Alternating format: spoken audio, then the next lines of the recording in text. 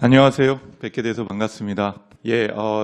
저는 처음 실제로 창업을 한 게 대학교 4학년 때입니다. 대학원 들어가기 전이었으니까 벌써 한 25년이 됐고, 그때 시작을 한 게 요즘 말로 얘기하면 인공지능 중에서도 자연언어 처리라는 기술로 자동으로 번역 통역하는 일을 시작을 했습니다. 오늘 주제는 4차 산업혁명이라는 주제이지만 그 중에서도 절반은 인공지능과 관련되어 있는 얘기를 좀 드리겠습니다. 4차 산업혁명이라는 용어 자체가 사실은 바람직한지 안 한지는 저도 잘 모르겠습니다. 이게 몇몇 소수의 분들이 주장하고 있는 내용이기도 하고요. 또 국내에만큼이나 전 세계적으로 이 4차 산업혁명이라는 영어로 보면은 4IR이라는 용어를 쓰기도 합니다. Fourth Industrial Revolution이라고 부르기도 하는데요. 사실은 미국에서 이 분야의 최고 전문가라는 분들을 뵈도 그게 개념이 뭔지 잘 모르겠다고 얘기하시거나 또는 그 용어 자체를 거의 사용을 하고 계시진 않아요. 세계적으로 가장 많이 쓰는 용어는 사실은 디지털 트랜스포메이션이라는 용어가 가장 대표적인 주제 키워드입니다. 기존의 전통 사업이나 또는 전통 산업이나 전통 기술들이 지능화하는 다양한 기술들을 접목을 함으로써 지적 생산성, 다시 얘기해서 기존의 산업혁명이 가져왔었던 것이 인간의 근육에 대한 것을 강화시키고 인간의 근육을 자동화시키는 것에 집중이 되어 있다면 이제는 인간의 뇌에 해당이 되는 지적 노동에 해당이 되는 것을 어떻게 자동화함으로써 생산성을 더욱더 향상시킬 수 있을 것인가 하는 내용의 핵심이라고 볼 수도 있죠. 여하간에 그 용어를 뭐라고 불렀던지 간에 저희가 지금 목격하고 있는 것은 전 세계적으로 소위 우리나라에서 4차 산업혁명이라고 얘기하는 주제에 대한 것이 대단히 큰 변화의 물결이고 또 그런 것들에 대한 대단히 큰 투자와 또 정부에서의 정책 방향을 큰 전환을 하고 있는 계기인 것은 분명합니다. 대한민국에서는 4차 산업혁명이라는 용어로 실제로 다양한 포장이 되어 있고 다양한 연결고리를 갖고 있죠. 그리고 우리는 그게 어떻게 정의되든지 간에 재정의를 하고 한국에 적합한 목표를 만들고 또 한국에 적합한 전략을 도출하는 게 대단히 중요한 시기라고 생각을 합니다. 이미 잘 알고 계신 것처럼 소위 1차 산업혁명이라고 얘기하는 것은 자동화, 다시 해서 생산의 자동화가 핵심이었습니다. 에너지로서 증기라는 거를 사용을 했고요. 산업이 발전한 거는 제가 입고 있는 이 옷에 있는 섬유입니다. 직조에 해당이 되는 것을 자동화시키면서 영국과 유럽이 급속하게 성장을 하게 되죠. 사실 그 시대 이전만 하더라도 전 세계 GDP를 포함한 1위 국가는 1000년 이상 동안에 단연코 중국이었습니다. 근데 산업혁명이 일어나면서 사실은 이 섬유산업과 또 이걸 통해서 쌓는 부가 유럽이라는 나라를 굉장히 크게 발전을 시키게 됐죠. 그리고 해상을 지배할 수 있는 힘을 부여하게 됩니다. 2차 산업혁명이라고 흔히 얘기하는 것은 대량 생산입니다. 에너지로서 전기를 사용하게 됐죠, 인류가. 그리고 두 번째로는 가솔린이라는 것을 효율적으로 사용하게 됩니다. 가장 크게 발전된 산업은 아시는 것처럼 모터를 포함을 한 산업들, 그전엔 모터라는 것이 존재하지 않았었으니까요. 그리고 두 번째가 바로 자동차를 포함한 이동수단들인데 이 이동수단은 단지 빨리 움직인다라는 주제가 아니고요. 공간과 시간을 압축하게 된다는 새로운 개념을 만들게 됩니다. 근데 이게 산업에 끼친 가장 큰 중요한 건요. 단지 대량 생산을 가능하게 했다는 주제가 아닙니다. 대량 생산이 가능하게 되려면 표준이 굉장히 중요하죠. 프로세스가 표준화가 된다는 걸 의미하고요. 프로세스가 표준화가 된다는 것은 그 프로세스에 적합한 부품들이 표준화가 되기 시작합니다. 이렇게 표준화된 프로세스와 부품은 산업 구조를 수직 계열화를 시키게 됩니다. 다시 얘기해서 표준화된 부품을 생산을 하면 그걸 다양한 고객들한테 납품하게 되는 거죠. 가내수공업 같은 형태처럼 한 사람과 한 조직이 그 안에서 처음부터 끝까지를 다 만들어내는 것이 아니라 이제는 생산이라는 것을 분산하고 조직화시키고 또 그것들의 생산성과 원가를 낮추는 게 가능하게 되는 거죠. 그리고 거기에서 발생된 가장 큰 혜택은 바로 품질의 문제입니다. 표준화가 가능해졌다라는 것은 이제 품질을 관리하는 것이 가능해졌다라는 거죠. 그리고 근대 경영학이라는 게 이제 싹 트게 됩니다. 3차 산업혁명은 말씀 안 드리는 것처럼 컴퓨터나 인터넷을 포함한 얘기이고요. 사실은 우리가 소위 얘기하는 4차 산업혁명을 현재는 우리가 명확히 정의 내리기는 상당히 어렵죠. 그런데 그 중심에 뭔가 데이터와 그리고 인간의 지적 노동이라는 걸 자동화시킬 수 있는 인공지능이라는 기술에 기반해서 뭔가 새로운 변화가 만들어지지 않을까 하는 기대를 하게 됩니다. 그런데 잘 아시는 것처럼 호모사피엔스, 현생 인류라고 얘기하죠. 크로마뇽인에서부터 출발을 했는데요. 호모사피엔스가 여태까지 생존했었던 가장 큰 중요한 심리적 동인 중에 하나가 두려움이라는 얘기를 하기도 합니다. 실제로 호모사피엔스는 그 네안데르탈인하고 거의 그 2만 년 이상을 같이 살았거든요. 근데 아시는 것처럼 네안데르탈인은 완전히 멸종을 했죠. 반면에 호모사피엔스는 살아남아서 지금같이 이제 번성을 하게 됐는데 거기에 대한 여러 가지 주제가 있지만 특히 이 세 가지 주제, 현생 인류인 호모사피엔스가 생명이 한 2배 정도 길었다. 평균 수명이 한 40세까지 됐고, 그리고 두 번째가 소셜리티, 다시 얘기해서 집단으로 활동을 했었다라는 것, 그러면서 언어가 발전했다는 것, 그리고 세 번째가 경쟁심과 두려움에 해당이 되는 복합적인 심리적인 기제로 이해되는 것 같습니다. 이런 것은 4차 산업혁명에도 그대로 작동이 되는 걸 경험을 하게 됩니다. 아마 러다이트 운동이라는 거 많이들 기억을 하실 거예요. 우리말로는 보통 기계 파괴 운동이라고 얘기를 합니다. 1811년부터 1816년까지 거의 5년에 또 짧게는 3년 동안에 전 영국에 걸쳐서 기계 파괴 운동이 일어납니다. 실제로 증기기관을 포함을 해서 흔히 얘기하는 그 기존에 있던 가내수공업이라는 게 자동화로 발전을 하게 되면서 우리 인간들, 노동자가 두려움을 갖게 됩니다. 뭐냐? 기계가 인간의 노동력을 대체하면서 인간이 실업으로 몰리게 될 것 같고, 또 그 과정을 통해서 자본가한테 이제 모든 권한들 그리고 또 자유를 뺏기게 될 것이라는 두려움이죠. 먹을 것을 넘어서서요. 그러면서 러다이트 운동이 전 영국으로 퍼지면서 영국에 있는 기계들의 상당 부분이 이 파괴가 되게 됩니다. 노동자들이 공장에 들어와서 해머로 자동화된 기계를 부시기 시작을 하는 거죠. 비슷한 게 2차 산업혁명 바로 직전 막 시작됐던 시점에 이뤄지게 됩니다. 그게 이제 적기조례, 영어로 표현하면 Red Flag Act라고 얘기합니다. 이건 뭐냐면 자동차가 이제 1800년도 후반부터 본격적으로 발전을 하게 됩니다. 이 무렵에 이제 자동차가 나오기 시작을 하면서 마부들과 그리고 또 마차 산업계가 긴장을 하기 시작을 하죠. 도대체 말이 없고 마부가 없는 마차가 다닌다는 게 말이 되냐 하는 형태가 되는 거죠. 그래서 그분들이 움직여서 영국에 있는 영국 의회에다 이제 청원을 하게 됩니다. 어떤 청원이냐면은 자동차 산업의 발전에 관련된 걸 늦추고 고용을 촉진해야 된다는 거죠. 그래서 어떤 결정을 하게 되냐면 모든 자동차 소유주는 사람을 한 명을 고용을 하고요.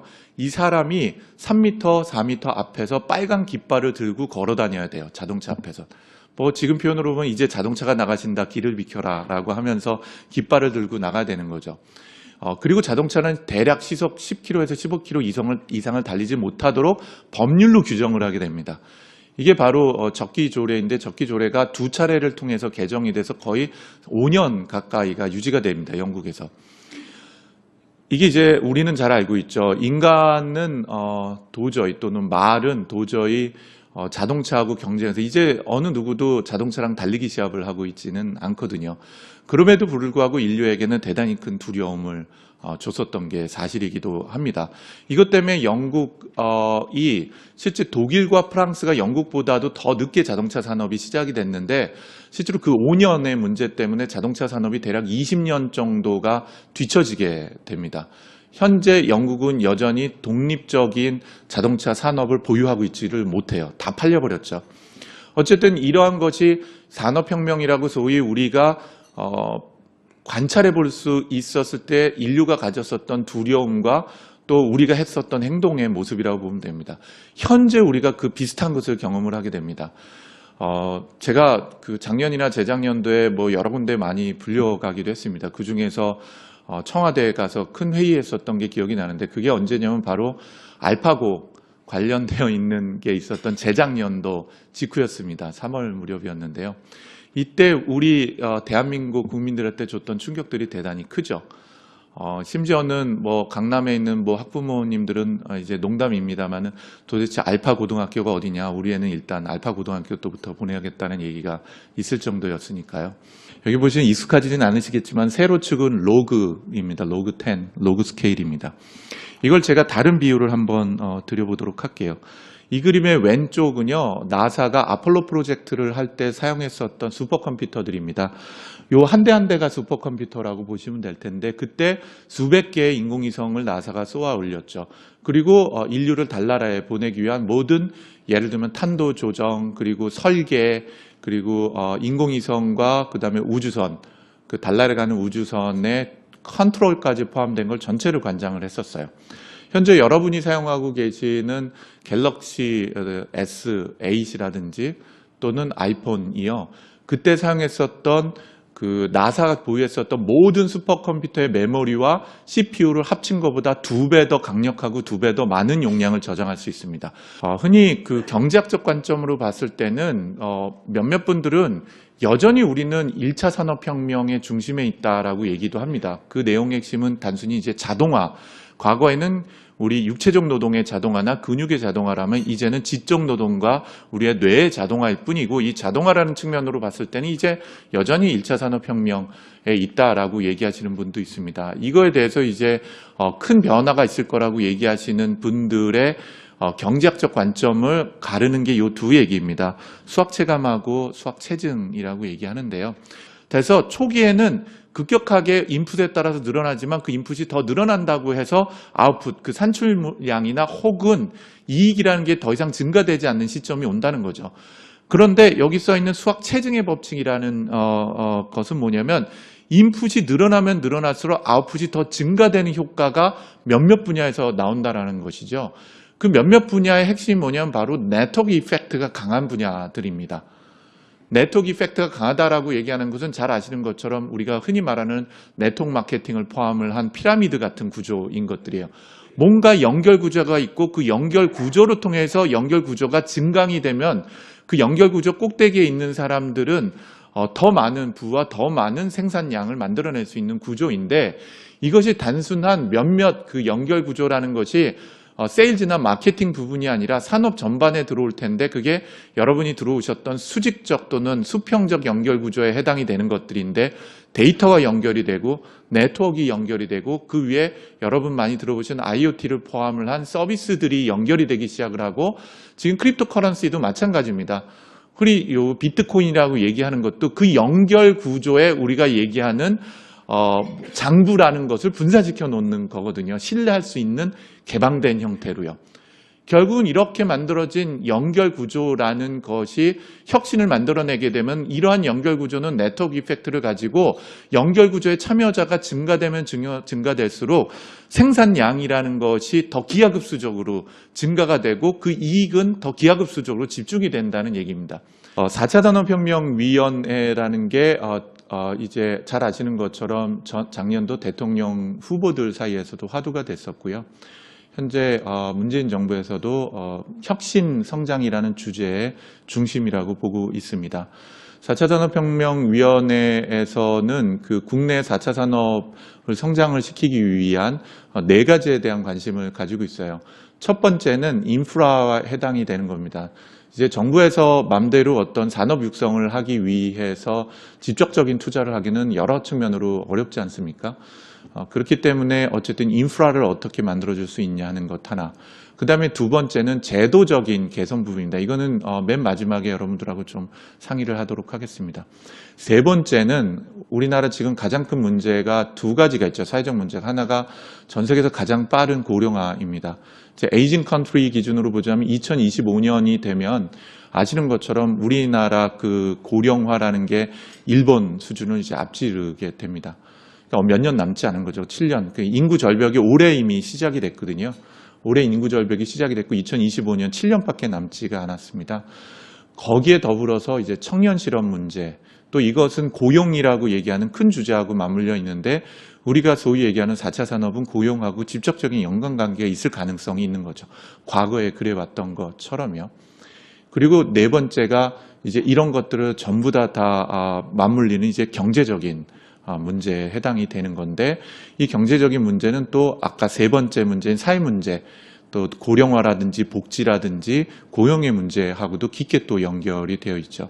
이런 부분에 대한 일종의 마스터 플랜을 세우고 사실은 해결 방안을 만들지 못한다고 하더라도 그 방향성을 도출해내는 것까지가 4차 산업혁명위원회의 중요한 도전 과제라고 생각을 합니다.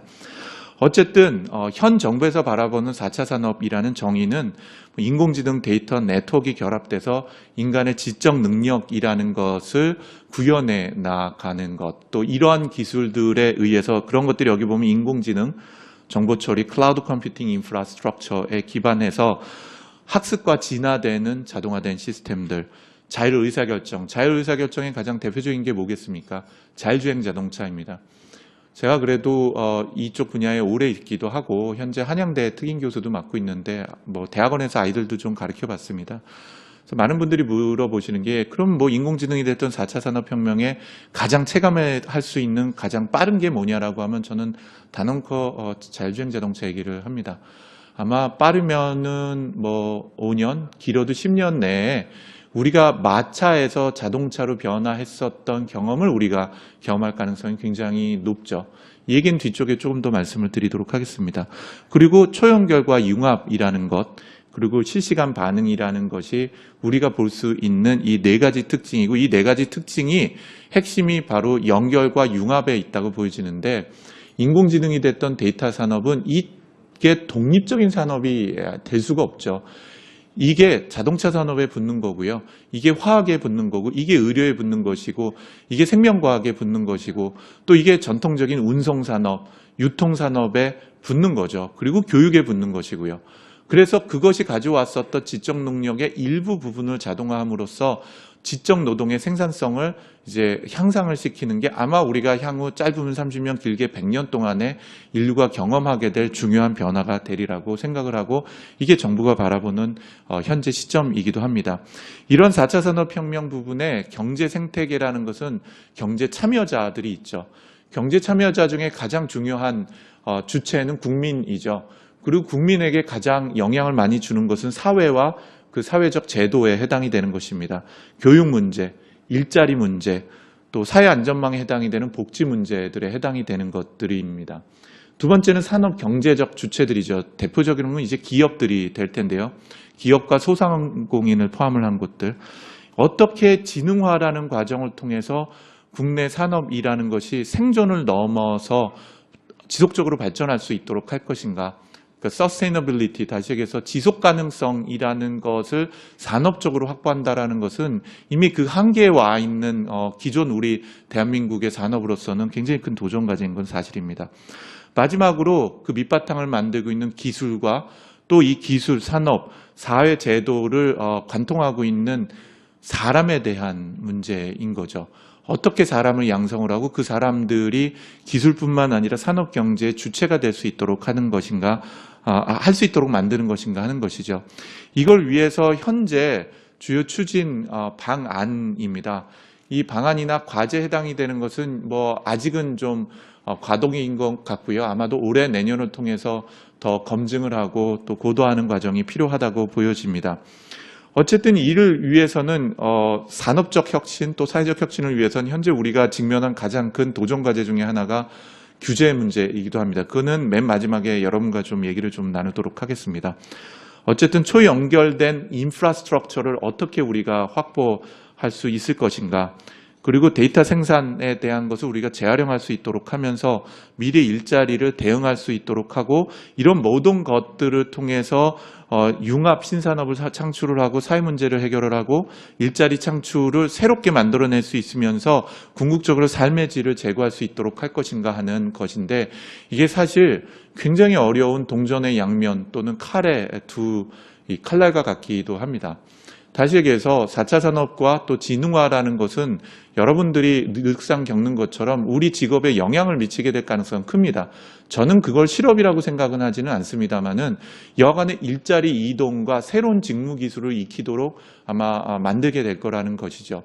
그런데 이러한 것이 자동화를 만들어낸다면 분명히 총체적인 노동에 대한 강도와 또 노동 시간에 영향을 미칠 가능성은 있죠. 있죠. 그러면은 그 얘기는 또 고용 문제하고도 연결되어 있고 삶의 질의 문제하고도 분명히 관련이 있다는 것입니다. 어떻게 하면 이 산업을 육성을 하면서 동시에 고용을 창출하면서도 삶의 질을 늘릴 수 있을 것인가라는 것은 대단히 모순적인 두 가지를 동시에 어떻게 달성할 수 있을 거냐 하는 것에 대한 질문을 던지게 만듭니다. 위에 한자로 보시면 됩니다. 인공은 그 사람이 만든 것이 아닌 것이죠. 예, 자연의 반대니까 원래 있었던 것이 아닌 뭐 인공폭포라든지 뭐 우리가 인공물이라고 얘기하는 것. 지능이 뭘까요? 한자 그대로 보면 지식을 다룰 수 있는 능력인 거죠. 그러면 붙여서 얘기하면 사람이 만든 물건이 지식을 다룰 수 있는 능력을 갖는 게 바로 인공지능입니다. 그러면은 사람이 만든 물건은 우리가 뭔지 압니다. 자동차라는 것도 사람이 만든 물건이고 컴퓨터도 사람이 만든 물건이고 스마트폰도 사람이 만든 물건이죠. 그럼 지식을 다룰 수 있는 능력이 뭔가 하는 것이 중요한데 그 지식을 다룰 수 있는 능력을 우리는 사람이 지식을 다루던 기계가 지식을 다루던 이렇게 네 가지를 얘기를 합니다. 지식을 다룰 수 있으려면 지식을 표현해야 됩니다.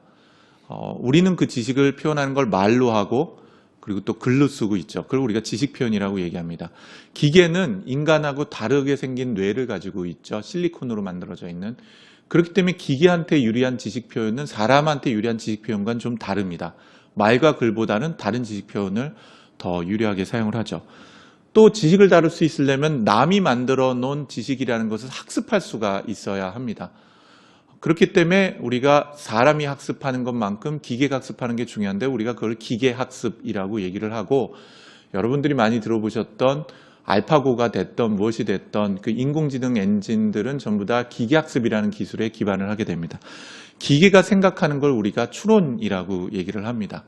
그리고 이렇게 학습 추론된 결과에 따라서 어떤 목표에 도달할 수 있도록 기계가 스스로 움직이거나 의사결정하는 과정을 우리는 계획이라고 얘기를 합니다.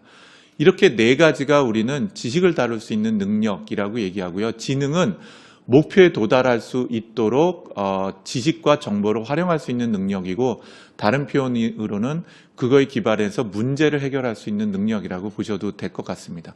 그러면 이러한 지식을 다룰 수 있는 능력, 문제 해결할 수 있는 능력이 기계가 갖도록 하는 게 바로 인공지능인 것이고 그걸 통해서 기존에 있던 산업과 융합이 되고 연결되는 구조를 만들어내는 것이 바로 4차 산업혁명의 핵심적인 주체이고 핵심적인 이 본질이라고 볼 수가 있습니다. 이런 것들은 약간 기계 관점으로 보면 이렇습니다. 상황이나 환경을 인지하고 학습 추론 계획에 따라서 뭔가 행동이나 적응을 하고 이거에 따라서 환경이나 상황을 다시 한번 영향을 주게 되는 형태인 거죠.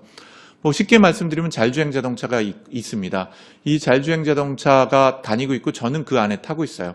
오른쪽은요 사람이 많이 다니는 인도고요. 왼쪽에는 1차선 도로가 있는데 뒤쪽에서 이제 큰 트럭이 달려오고 있습니다.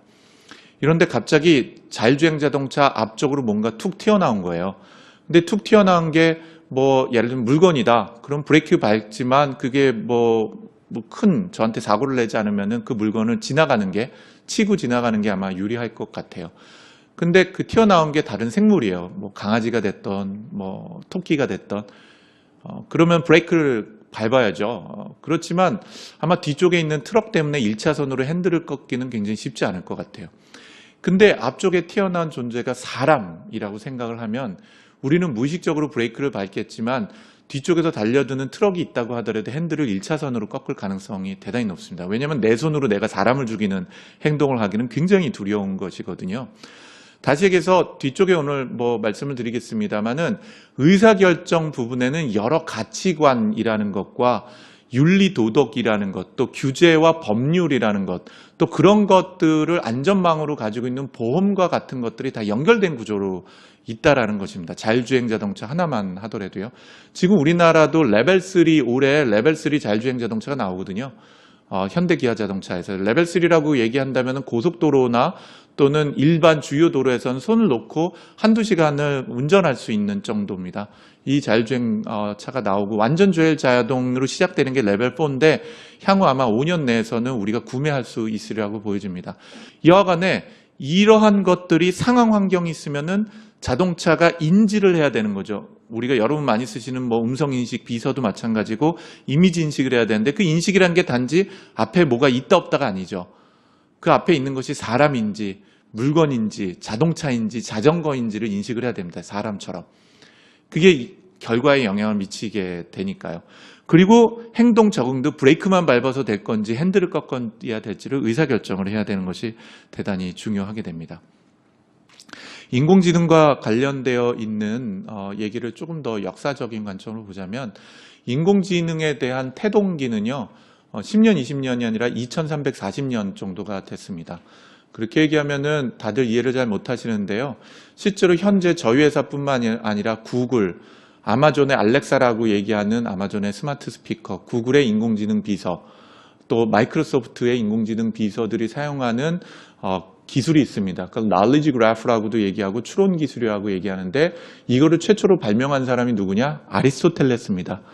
예, 여기 써 있는 것처럼 BC 350년 전이죠. 그러니까 2340년 전에 아리스토텔레스가 어느 날 고민을 합니다. 제 손에 들고 있는 이 물 같은 경우인데 아니 이 컵에 있는 물도 물이고 태평양에 있는 물도 물이잖아요. 이 본질이 뭐냐라고 생각했을 때 그리스 과학 철학은 본질을 이해하기 위해서 사물이나 생각을 잘라가는 것입니다. 그래서 더 이상 잘라지지 않는 단위가 있을 거라고 보는 거죠. 예를 들면 물이다 그러면은 이 물을 계속 잘라가면은 더 이상 쪼갤 수 없는 단위가 존재한다는 것이고요. 세상의 모든 물, 컵에 있는 물이든 태평양 물이든 이런 것들은 단위들의 결합일 거라고 보는 게 그리스 철학입니다. 잘라가면은 H2O 물 분자가 나오죠. 그래서 서양 사람들은 생각하죠. 물을 더 자를 수 없을까? 더 자르면은 수소하고 산소가 나오고요. 그걸 더 자르면은 원자 핵과 전자가 나오고 원자 핵을 더 자르면 입자라는 게 존재를 하게 되죠. 입자와 스핀이라는 게요. 그래서 아리스토텔레스는 생각합니다. 내가 생각하는 건 무엇일까? 지식이라는 것은 무엇일까? 내가 알고 있는 게 저 사람과 아는 것과 동일한 걸까? 내가 알고 있는 이 지식을 1000km 바깥에 있는 사람한테 알게 하려면 뭘 해야 될까? 또 내가 알고 있는 이 지식을 1000년 후 내 후손한테 어떻게 전달해야 될까라고 고민을 하면서 그러면 아마도 지식도 더 이상 쪼개질 수 없는 단위 지식이라는 게 있고 거대한 지식은 이 지식들이 연결되면서 만들어질 거다라고 제시를 합니다. 그러면서 predicate logic, 서술 논리라는 걸 제시하고 ontology라고 얘기하는 개념을 제시하고 추론이라고 얘기하는 방법론을 제시를 하게 됩니다. 이게 아리스토텔레스가 얘기한 거고 현재 전 세계에서 인공지능 비서들의 핵심 엔진과 핵심 기술은 아리스토텔레스가 제시한 방법을 그대로 따르고 있습니다. 그러니까 이미 2000년이 된 기술이라는 거죠. 현재 인공지능 중에서 가장 중요한 것 중에 하나가 인공신경망이라고 해서 인간의 뇌를 모사를 한 것인데요. 물론 인간의 뇌하고 동일하지는 않습니다. 기계에 적합한 인간의 뇌를 모사한 것인데 그게 최초로 연구되기 시작한 거는 1940년대 초입니다. 네, 1943년도에 인공신경망이란 개념이 처음으로 나오고요. 1962년도에 이 인공신경망을 거대하게 만들었을 때 기계가 인간처럼 학습하는 게 가능하다라는 것을 기술적으로 검증을 하고 정립을 하게 됩니다. 이렇게 얘기를 하면 인공지능의 뿌리는 2300년이 됐거나 혹은 못해도 60년에서 70년이 된 기술이라고 볼 수가 있습니다. 인공지능은 크게 기호적 접근 방법하고 비기호적 접근 방법으로 나눠집니다. 기호적 접근 방법은 아리스토텔레스의 방법을 따르는 것이고요. 비기호적 접근 방법은 기계도 이해도 못하고 사람도 이해는 못하지만 블랙박스에다가 많은 데이터를 집어넣으면 그 데이터에 기반해서 뭔가의 추상화된 모델이 만들어지는 것입니다. 기호적 접근 방법이라고 얘기하는 것은 쉽게 얘기하면 명시적 지식이라고 생각을 하시면 됩니다. 그럼 이런 기술이 왜 지금이냐 보면 결국은 데이터 문제로 귀결을 하게 됩니다. 저희가 제 아내의 휴대폰에 있는 사진첩처럼 저희가 더 이상 제 휴대폰과 PC에 있는 걸 지우지 않게 된 시점이 대략 한 2008년도 9년 무렵부터입니다. 이 당시부터 우리는 전 세계적으로 빅데이터라는 붐이 일기 시작을 했는데요. 그 빅데이터 첫 번째 시작은 이 많은 데이터를 어떻게 저장 관리하는 단계였다면 현재는 이 데이터를 어떻게 분석을 하고 실시간 처리를 할 수 있을 거냐 하는 것입니다. 다시 해서 마케팅을 최적화한다거나 또 어떻게 실시간 처리해서 공장에서 수율을 극대화시키거나 또는 사고를 예방할 수 있거나 하는 것들이 이제 이런 데이터에 기반해서 뭔가의 실시간 처리나 분석을 해자는 거죠. 그리고 작년 올해부터 본격적으로 전 세계에 큰 영향을 미치기 시작한 건 이 데이터에 기반해서 예측을 하자는 것입니다. 주식을 예측을 하고 투자를 예측을 하고 병을 예측을 하고 하자는 것이죠. 그리고 이 예측에 대한 부분의 핵심이 바로 AI의 기계학습을 포함을 한 기술들이라고 보시면 됩니다. 이런 빅데이터는 스마트 데이터로 이관이 되면서 똑똑한 데이터로 변화하게 되는데요. 이 스마트 데이터는 세 가지 레벨을 가지고 있습니다. 첫 번째는 기계가 데이터에 기반해서 뭔가 예측을 하고 생각을 할 수 있으려면 기계가 그 데이터를 읽을 수 있어야 되죠. 이런 것들을 기계 가독성 데이터라고 얘기를 합니다. 그렇기 때문에 우리는 첫 번째로 해야 되는 게 기계가 데이터를 읽을 수 있도록 만들어줘야 되는 것이고요. 두 번째는 기계가 학습 가능하도록 만들어야 되는데요. 그 학습이라는 의미가 되게 중요한데, 학습을 하려면 인간은요, 3살짜리 아이한테 고양이 사진 10장만 보여줘도 전 세계에 있는 고양이를 다 봐도 생전 처음 본 고양이도 고양이로 판단할 수가 있죠. 근데 현재 인공지능 기술에 해당이 되는 것은요, 고양이를 분별을 하려면 대개 한 3만 장 이상의 이미지를 봐야 됩니다. 그만큼 인간과 기계가 학습하는 방식이 많이 다른 거죠. 그리고 기계가 의미 이해할 수 있는 데이터를 확보하는 것이 굉장히 중요합니다. 어쨌든 이러한 것은 말씀드렸던 것처럼 컴퓨터가 발전하면서 연상 비용이 이제 떨어지면서, 그리고 한편으로는 데이터 규모가 커지면서 기계학습 기술이라는 게 발전하게 되는데, 이게 대략 한 2005년도부터이고요. 훨씬 더 많은 데이터를 필요하는 게 바로 딥러닝 분야입니다. 그러면서 2010년, 20년도에 본격적으로 딥러닝 기술이라는 게 인공지능에 활용이 되기 시작하고요. 최근에는 이러한 전통적인 knowledge graph라고 얘기하는 아리스토텔레스 방식과 우리가 그 결론을 낸지 몰라요. 예를 들자면 딥러닝 기술이나 알파고는요, 너 여기에다 왜 바둑알을 뒀어? 그러면 기계도 몰라요예요. 너 왜 투자를 여기다 했어? 그러면 그냥 그게 좋아서 투자를 한 거지 논리적으로 결정할 수 없는 게 딥러닝 기술입니다.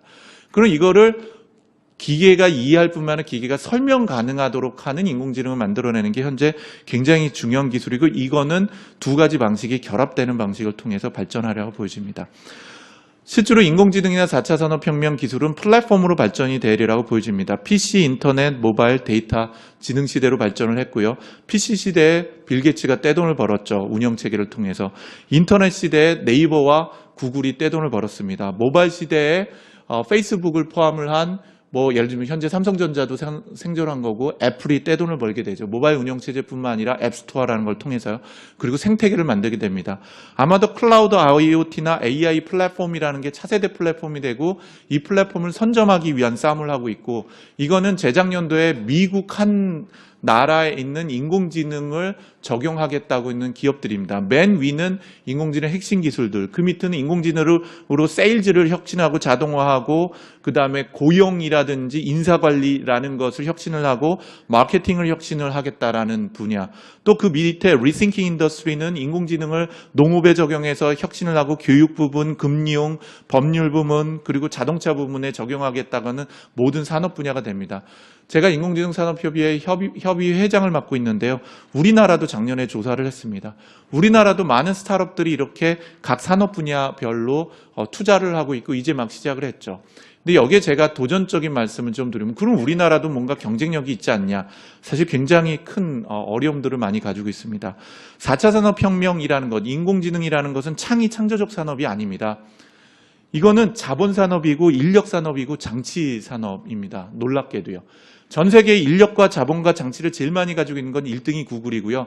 2등이 아마존입니다. 3등이 아마 페이스북과 또 중국에 있는 우리가 BAT라고 얘기하는 것들입니다. 실제로 이 내용을 보면요, 우리나라가 작년 재작년도에 투자된 1년에 정부와 민간에서 모두 투자한 인공지능의 전체 예산이 6천억 정도 되거든요. 근데 구글 한 회사가 재작년에 투자한 비용이 4조 원입니다. 인공지능에. 이런 회사가 미국에는 5개가 넘고 중국에는 3개나 되는 거죠. 사실은 1대1로 경쟁할 수 없습니다. 작년인가 재작년에 그 미래창조부 장관이 저한테 물으시더라고요. 최양희 장관님이 어떻게 해야 되냐 우리는. 그래서 제가 신에게는 아직도 12척이 배가 있습니다. 이렇게 말씀을 드린 바가 있는데요. 또 다른 큰 문제는 고용의 문제입니다. 이게 옥스퍼드 대학교에서 2013년도에 내는 보고서입니다. 영국에 있는 702개의 직업이 어떻게 인공지능이나 기계에 의해서 대체 가능한 걸 다 봤더니 뭐 향후 20년 내에 직업의 50%가 대체가 될 거라고 이제 예측을 해요. 이게 전 세계에서 동일하게 바람이 불면서 많은 보고서들이 나왔죠. 근데 제 생각은 좀 다릅니다. 요 그래프는요, 지난 100년간 동안의 미국의 실질 GDP입니다. 대략 7배에서 8배가 미국이 잘 살게 됐고요. 이거는 지난 100년 동안의 미국의 실질 실업률입니다. 대략 한 6, 7% 내외에서 평균이 6, 7% 내외에 있었고요. 그럼 실업률이 올라갔던 데가 언제냐? 그레이트 디프레션이 있었던 데나 오일쇼크가 왔을 때, 2008년도에 금융위기가 왔을 때입니다. 다시 얘기해서 금융위기와 에너지 위기와 전쟁이 났을 때 실업률이 증가가 됐지 사실 7, 8%로 고정이 돼 있었어요. 그런데 놀랍게도 큰 변화를 일으킨 게 바로 주당 근무 시간입니다. 주당 근무 시간이 미국의 주당 근무 시간이 100년 전에 대략 한 60시간이었거든요. 지금 35시간 정도입니다. 그리고 보시면 두 번 출렁하는 게 보이죠.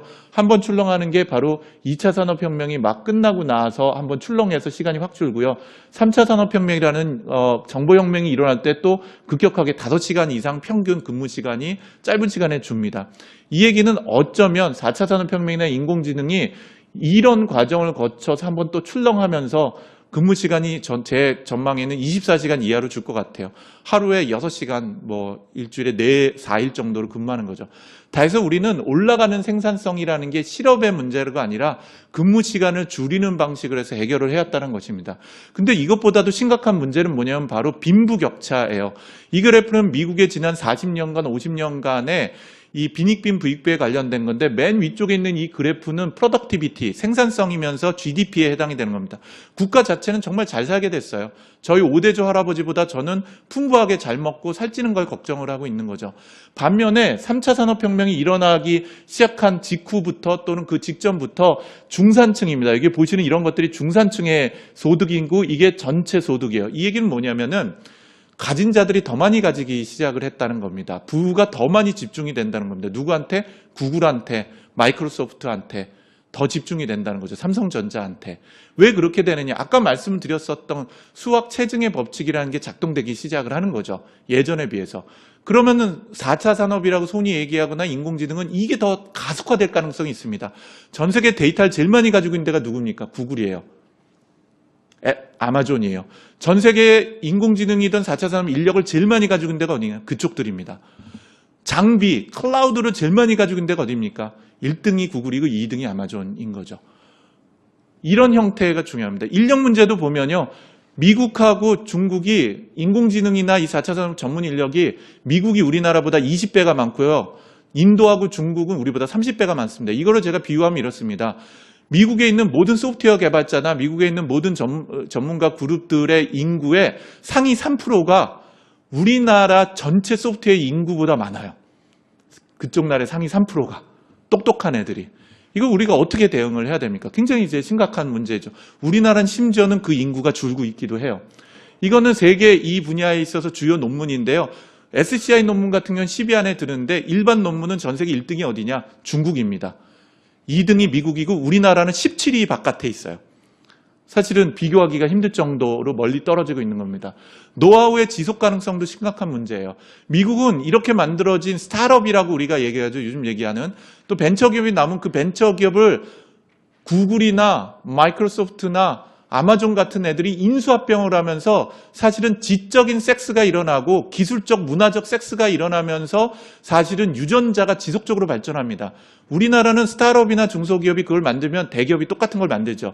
미국의 엑시트하는 것, 다시 얘기해서 스타트업이나 벤처기업의 엑시트의 90%가 M&A고 10%가 채 안 되는 것이 IPO입니다. 우리나라는 M&A 시장이 아예 없잖아요.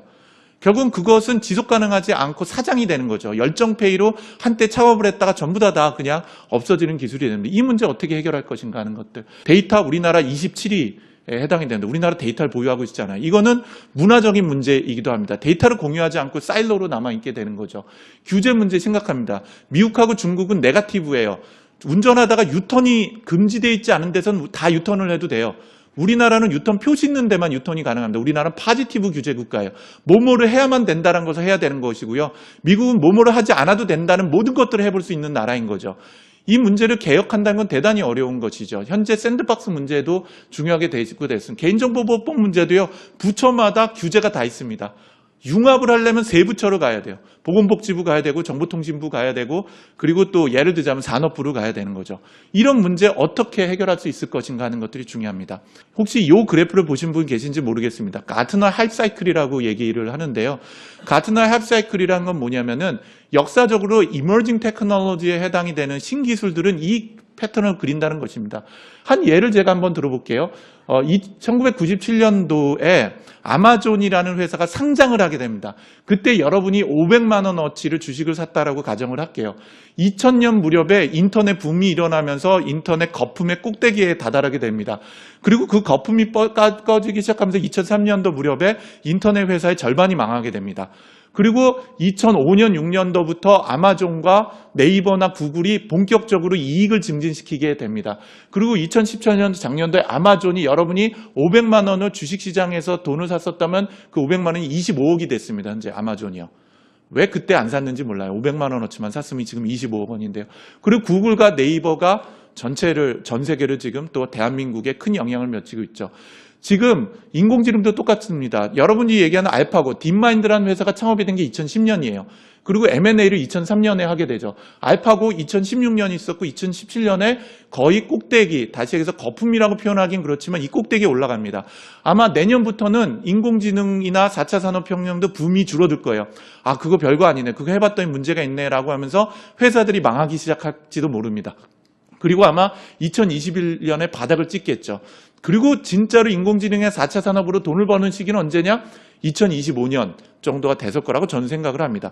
결과적인 거는 마케팅이나 또는 경영에서 얘기하는 캐즘이라는 게 올해부터 향후 3년간 동안 올 거라는 겁니다. 그럼 이 캐즘을 건너뛸 수 있는 기업들이 살아남아서 아마 존재하고 돈을 벌고 이익을 창출하는 것은 5년, 7년 이후가 될 것 같고, 그럼 이 과정을 어떻게 살아남아서 건너뛸 수 있을 것인가 하는 게 중요한 것이죠. 어떻게 대한민국은 인프라를 만들어낼 수 있을 것인가, 데이터 확보할 수 있을 것인가, 인재라는 것들을 확보할 수 있을 것인가. 예를 들자면 우버를 한 번도 안 타본 사람들이 어떻게 우버보다 더 좋은 서비스를 만들어내고 세계적인 기업으로 성장할 수가 있겠습니까? 경험을 하도록 해야 되는데 규제 문제 때문에 우리는 경험을 하고 있지 못하죠. 시장, 많은 사람들이 얘기합니다. 우리 어떻게 미국하고 중국하고 경쟁할 거냐. 이미 그건 틀렸습니다. 미국, 중국하고 경쟁할 수 있는 규모도 안 갖고 있고 인재도 안 가지고 있고 자본 능력도 가지고 있지 못합니다. 어쩌면 이스라엘과 같은 미국과 중국이 못하는 걸 해서 그 위쪽을 점령을 일부를 해야 되는지도 모르겠는 거죠. 알버트 아인슈타인이 이런 말씀을 하셨습니다. 컴퓨터는 놀랍게 빠르고 정확하지만 대단히 멍청하고 사람은 놀랍게 느리고 부정확하지만 똑똑하다. 이 둘의 힘을 합치면 상상할 수 있는 힘을 가지게 된다.